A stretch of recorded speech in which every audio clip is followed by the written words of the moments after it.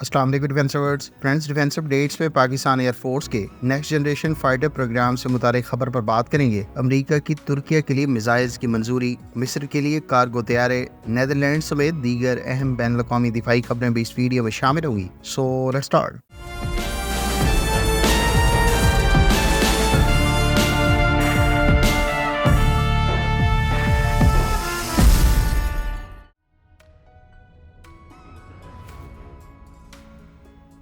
Pakistan air force की जानिब से यौम दिफा के मौके पर ऑफिशियल सतह पर जारी करदा वीडियो में एक नेक्स्ट जनरेशन फाइटर प्रोग्राम की तस्दीक की गई है। इससे पहले PFX के नाम से एक प्रोग्राम की मौजूदगी की कंफर्मेशन की गई थी, ताहम इसमें यह वाज़ेह नहीं था कि पाकिस्तान एयरफोर्स इस प्रोग्राम के तहत अपने JF-17 थंडर ब्लॉक 1 और ब्लॉक 2 तैयारों को मॉडर्नाइज करने का मंसूबा रखती है या इस प्रोग्राम के तहत कोई next generation fighter aircraft design और डेवलप किया जाना है। हालिया वीडियो में PFX प्रोग्राम को एक नेक्स्ट जनरेशन फाइटर प्रोग्राम कहा गया है, जिससे ये वाज़ेह हो जाता है कि पाकिस्तान एयरफोर्स मुस्तकबिल में नेस्टैब की अम्ब्रेला के तहत एक next generation fighter aircraft develop करेगी, जबकि मुमकिन तौर पर इस PFX प्रोग्राम में पाकिस्तान को चीन और तुर्की से ताउन की तवक्को है। पाकिस्तान नेस्टैब में पहले ही कई तरह की तुर्क कंपनियों के साथ मिलकर मुख्तलिफ प्रोग्राम्स पर काम कर रहा है और PFX के लिए भी तुर्की या चीन से कोलैबोरेशन के कई इम्कानात है। आपकी इस बारे में क्या ओपिनियन है, कमेंट करके जरूर बताएं।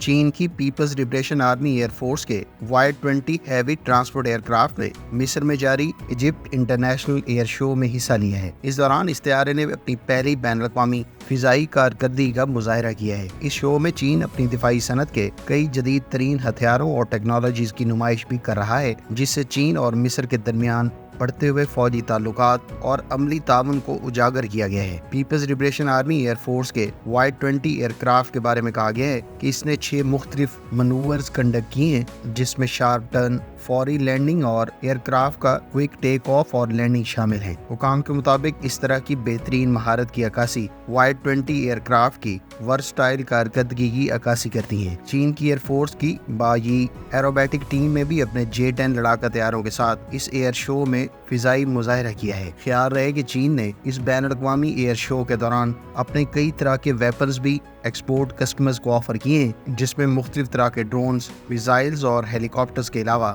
फाइटर एयरक्राफ्ट काबिल जिक्र है। चीन की अपने मुख्तलिफ नोयत के वेपन्स इजिप्ट एयर शो के दौरान डिस्प्ले किए जाने का बुनियादी मकसद चीन की अफ्रीकी ममालिक के साथ फौजी ताउन को मजीद फरोग देने की ख्वाहिश का इजहार करती है।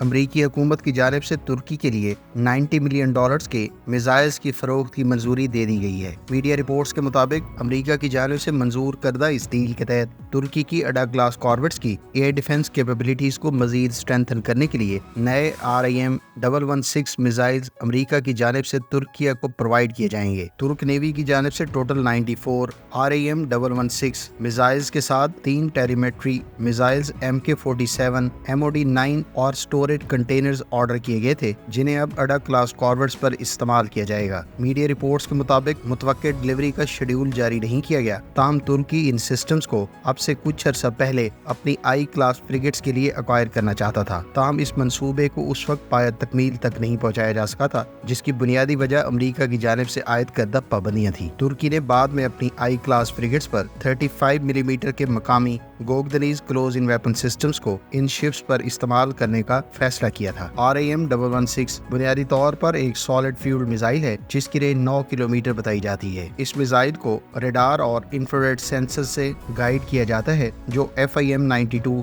स्टिंगर्स में भी इस्तेमाल होते हैं। RIM-116 इस वक्त 11 नेवल फोर्सेस के जेर इस्तेमाल है, जिसमें जर्मनी, यूनान और अमरीका काबिल जिक्र है। ख्याल रहे कि तुर्की इस किस्म के मकामी सिस्टम पर भी काम कर रहा है और 2 तुर्क कंपनियां इस वक्त लेवेंट और गोक्सुर के नाम से इस किस्म के वेपन सिस्टम्स मुतारिफ करवा चुकी हैं। ताहम ये तमाम सिस्टम इस वक्त डेवलपमेंट के मुख्तलिफ फेजेस में हैं। इनकी रेंजेस 11 किलोमीटर से ज़ायद बताई जाती हैं और ये सुंगर मिसाइल इस्तेमाल करते हैं।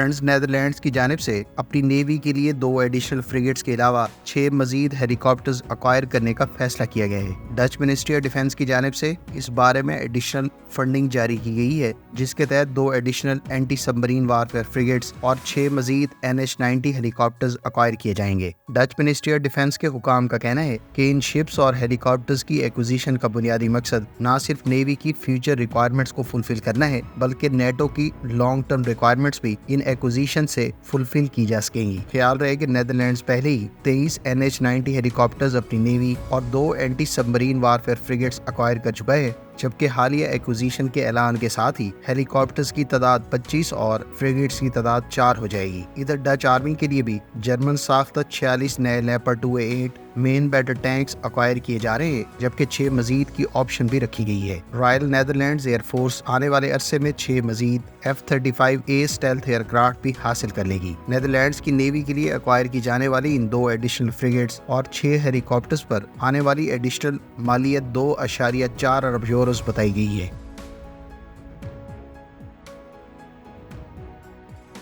مصر کے بارے میں تصدیق کی گئی ہے کہ وہ امریکی کمپنی لاکہیڈ مارٹن سے 2 C-130J طیارے ایکوائر کرے گی۔ لاکہیڈ مارٹن نے کہا ہے کہ 2 C-130J super Hercules tactical transport aircraft آنے والے عرصے میں ایجپشین ایئر فورس کو پرووائڈ کیے جائیں گے، جسے بنیادی طور پر ایجپٹ کی جانب سے US فورن ملٹری سیل کے تحت ایکوائر کیا جا رہا ہے۔ خیال رہے کہ C-130J سپر ہرکولس بنیادی طور پر 22,670 کلو گرام کا میکسیمم پے لوڈ کیری کر سکتے ہیں اور تقریباً 19,000 کلو گرام پے لوڈ کے ساتھ اس کی رینج 4,425 کلومیٹر بتائی جاتی ہے۔ ایجپشین ایئر فورس اس سے پہلے total 24 C-130 transport year craft استعمال کر رہی ہے، جس میں سے 21 C-130H اور 3 اسٹریچ C-130H-30 طیارے شامل ہیں۔ مصر کی ایئر فورس کو 26 C-130H اوریجنل فلیٹ 1978 میں ڈیلیور کیا گیا تھا، جبکہ 3 اضافی طیارے 1990s میں ڈیلیور کیے گئے۔ ایجپٹ اب اپنی ایئر فورس کی ٹرانسپورٹ اور کارگو صلاحیت کو مزید اسٹرینتھن کرنے کی غرض سے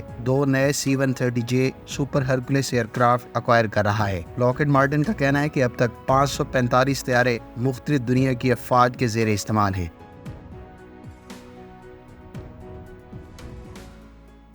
رشین ڈیفنس انڈسٹری کی جانب سے اپنی آرمی کے لیے یوکرین میں ڈپلائمنٹ کی غرض سے مزید T-90M کے لیٹسٹ ویریئنٹ ٹروپس کو پرووائڈ کر دیے گئے ہیں۔ T-90M کے لیٹسٹ ویریئنٹ کے بارے میں کہا گیا ہے کہ اسے بہت جلد یوکرین میں باقاعدہ ڈپلائی کیا جائے گا۔ خیال رہے کہ T-90 سیریز کے T-90M کے لیٹسٹ ویریئنٹ کو نہ صرف 125 ملی میٹر کی پاورفل اسموتھ بور گن سے اکوپ کیا گیا ہے، جو ورائٹی آف ایمونیشن خاص طور پر گائیڈڈ میزائلز کو بھی فائر کر سکتی ہے۔ اس کے علاوہ اس ورژن میں ایڈوانس فائر کنٹرول سسٹم اور تھرمل امیجنگ جیسے فیچرز کا اضافہ کیا گیا ہے۔ T-90M کی پروڈکشن میں بھی مزید بہتری لائی گئی ہے اور اس غرض سے اس ٹینک پہ ریلیکٹ ایکسپلوسیو ری ایکٹیو آرمر اور ایڈیشنل پیسو آرمر کی لیئرز کا اضافہ کیا گیا ہے۔ اس سے پہلے بھی T-90M کے کچھ یونٹس رشین آرمی کو پرووائڈ کیے گئے ہیں، تاہم گزشتہ مرتبہ کی طرح اس مرتبہ بھی ان کی تعداد ڈسکلوز نہیں کی گئی۔